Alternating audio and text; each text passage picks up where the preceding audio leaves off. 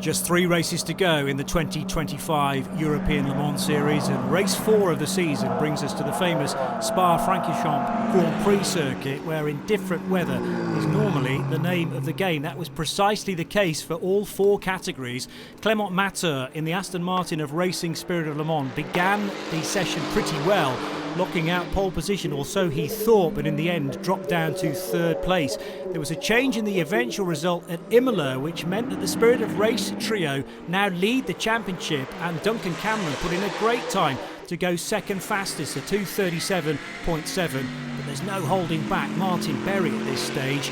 It was 3 out of 4 possible pole positions for the Iron Lynx Mercedes, and it does look like in some cases the front engine cars could go well this weekend. The 63 car driven by the Australian will start from pole position. Then, still in wet conditions, out will go the LMP3s, and it was a brave person to bet against the CLX Motorsport gang. Remember, they've trialled different qualification drivers. Earlier on in the season it was Adrian Clomenil, now switching to Theodore Jensen. But 3rd fastest, first of all, Euro International's Ian Aguilera. Then 2nd fastest, the WTM by Rinaldi Racing guy of Griffin Peebles, another Australian going really strongly. But Theodore Jensen, after his success last time out at Imola, got another pole position. That means that every point that's been on offer for CLX Motorsport in LMP3, they have clinched.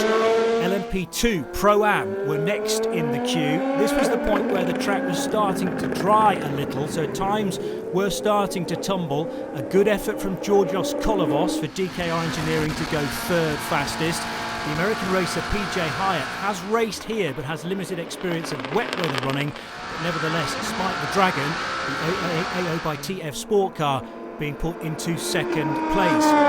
But again, on the cusp of 3 pole positions for Giorgio Roda, and he did exactly that, similar to Martin Berry. So Proton competition and the number 77 car quickest, which he was absolutely delighted by. Finally, the stars of the show, if you like, were the LMP2s, with some big names up and down the order. Again, a drying track, so who would change their driving style accordingly? Charles Lacey, who is a joint championship leader, still searching for that first pole position of the season.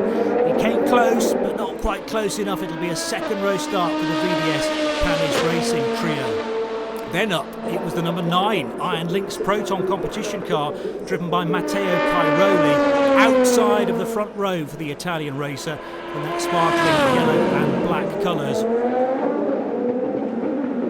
But fans of Nielsen Racing have had to wait quite some time to see one of their cars on pole position in a European Le Mans Series race. Ferdinand Habsburg, who's certainly been a big talent in this style of racing, on into hypercar as well, left it fairly late to set a 2:14.9 to take the Nielsen Racing number 24 car to the top of the pile.